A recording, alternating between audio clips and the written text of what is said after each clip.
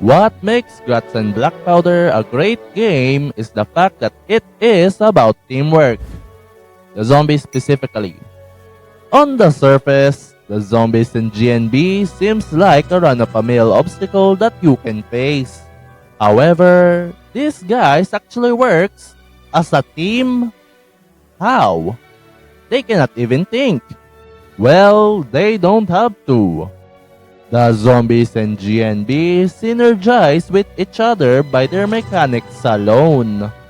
And this mechanics provides feedback and encourages the human team and teaches them to not only play better, but to also work together.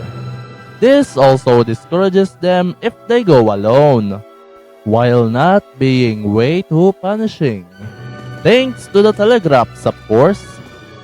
The fact that the developers made unique animations and sound effects is what makes zombies in GNB fun to fight against. Let me elaborate why it is that. With the very first zombies the players interact with.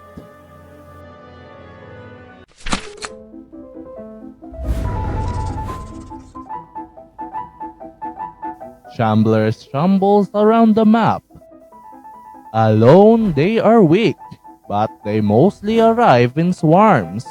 They can be a threat themselves, but they mostly act as a wall for zombies that are actually more threatening. They are easy to manage unless they grab you. This teaches players to maintain distance, and if not, they could punish you by grabbing you, which could potentially maul players if more arrives, immediately dealing oppressive damage. This encourages players to keep on the offense. This also encourages players to stick together, just in case a mistake is made. While they are easy in small doses, in higher counts and mixed together with other threats, they are a menace. Not to mention their health progresses on some maps. This encourages more crowd control classes. Of course, these situations are rare or predetermined on specific moments, which encourages classes with limited resources to conserve it, or else they may waste it on situation that does not even require it. Hence why having a balance of classes is really important. So, keep an eye on that composition.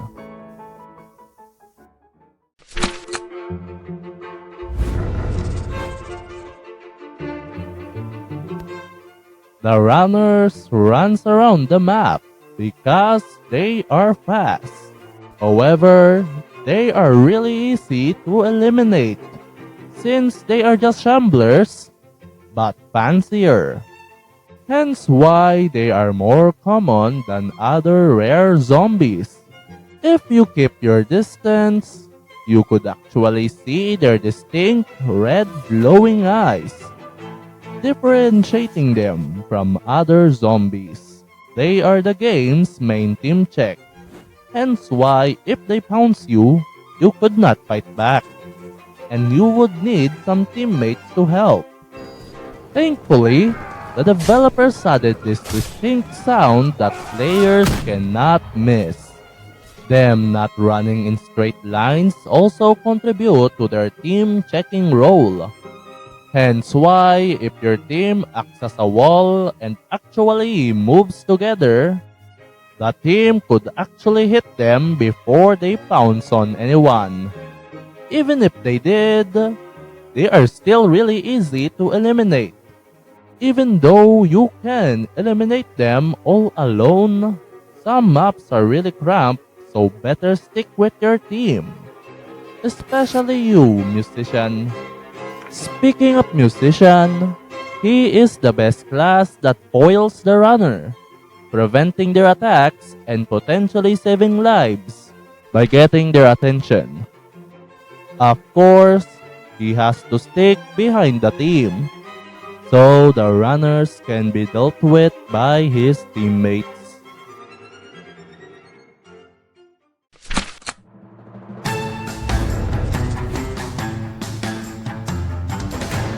The common misconception of Zappers is that they are tank, while in actuality, they are damage support. They are like those dangerous middle guys. They support the swarm by making players more cautious with the horde, punishing melee-go-lucky players if they are not paying attention. They are also from a Congo line of zombies that gives Zappers a hard time. Thankfully, the developers gave them distinct outfit, eyes, and swing animation, making them somewhat fair to fight. Hence why they are more threatening if the players are infected, or if they are blocking pathways, or if the map is tight, punishing players for rushing or panicking, while rewarding those who are patient and observant.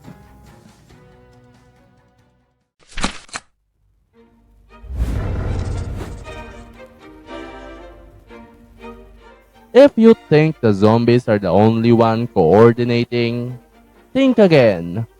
The map is also in on it. Yeah, not a zombie, but before I talk about the last three, we need to talk about the game's level design. The place where the zombies are designed around. Maps are what makes the game interesting. Or else, we would be fighting on a base plate. Now, there are so many things to go about maps, but pay attention to this, which are more common for every map. This is the space. This is where players roam. The spawns are where the zombies are coming from. Territory is the space both sides has. The goal of both sides in most maps is about territory control. If the zombies cannot eliminate everyone, they will rather corner the team down, causing players to have nowhere else to go. This control can also punish players if they are overextending.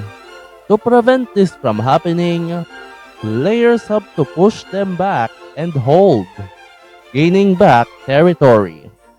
Now, this doesn't really talk about everything. There's many things that makes maps unique from each other. For example, big space, flanking surprises, a huge sightline, an objective that separates the team. Whatever you call this. Simply moving. Unique zombies not spawning deliberately. And many more. Making every map really unique. Except Vardahost Endless. Now, explaining this all will take some time. What I want you guys to get from this is that maps are not only thematically beautiful and interesting in lore, but also have so many layers to make the game fun and challenging. Not to mention that these are all based on real places. Not only do they have to do research on these places, they also have to balance things around it, which is pretty insane.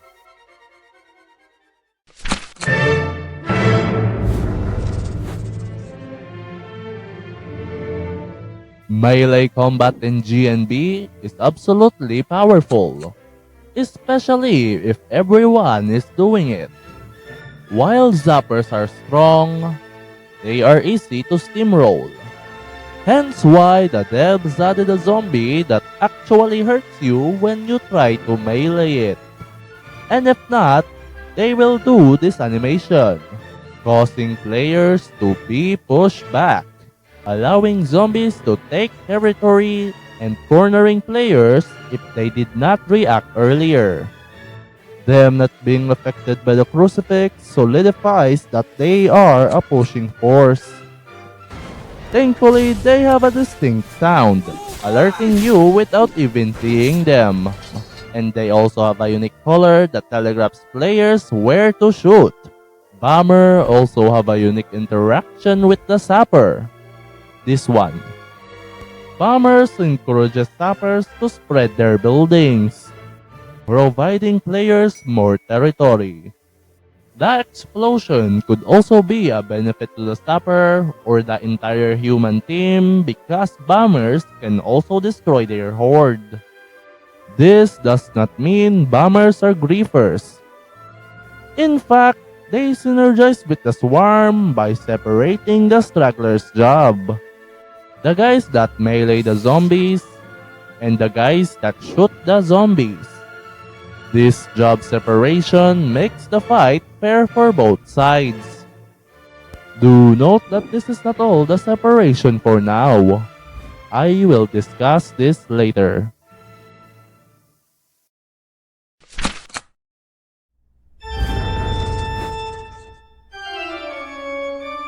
The igniter's role is area denial, stopping players in their track by throwing their lamp. The zombies does not get damage from the fire, giving them a protective layer. They are also another nuisance to the Zapper, causing them to once again spread their buildings. However, shooters can shoot the igniters, inconveniencing the horde in the process, so shooting them is encouraged, especially with how bright they are.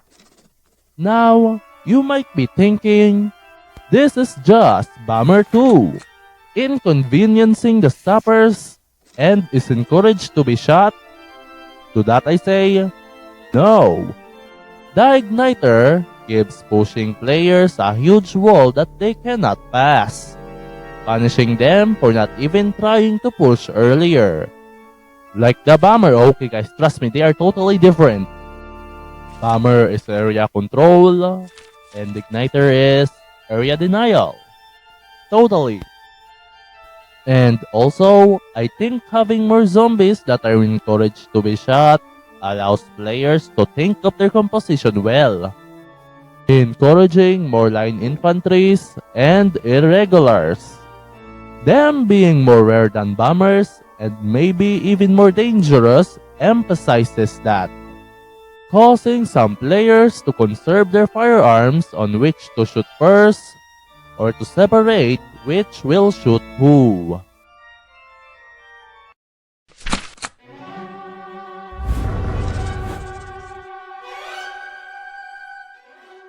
The Zuraseers are fallen cuirassiers.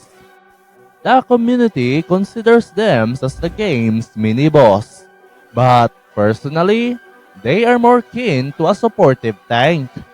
But I won't blame them. Their memorability is what makes them a good tank or boss. This is the zombie that wants your attention. Their health is high and they can dodge, parry, and block attacks, wasting your team's time in melee combat. Their loud charge attack and the raising of their sabers causes you to pay attention to them.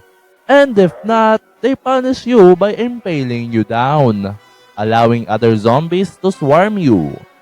They also hate walls, making them a good shock troop, conveniently giving a horde a hole to go through, and still be a threat unlike his other contemporaries.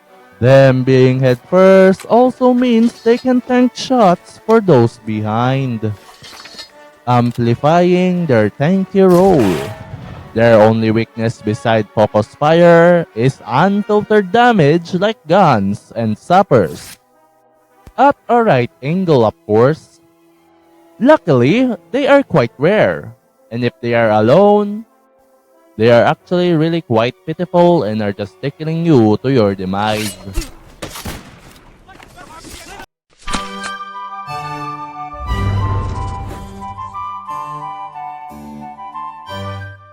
What makes GnB interesting is that it technically has two health systems: health and infection.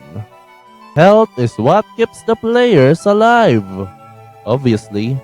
The infection does the same, but it is only inflicted by the weaker zombies, Shamblers, and runners. While stronger zombies are diabolical due to their damage, the infection makes the weaker ones almost the same level as them. The infection darkens the player's sight. This could potentially impair the player's gameplay, causing you to receive further damage. This also goes vice versa with the Zapper, for their attacks causes you to be more prone from the infection. Hence why you need support classes like surgeons and chaplains to patch you guys back up. While yes, in a perfect world, you can juke those zombies. But in reality, you are outnumbered, and the map is as well working against you. So always stick and coordinate with your team. Not to mention the virals, they are the punishment for not sticking together. That's right, Jimmy. That guy that was AFK and turned into a viral is your fault. So better stick together.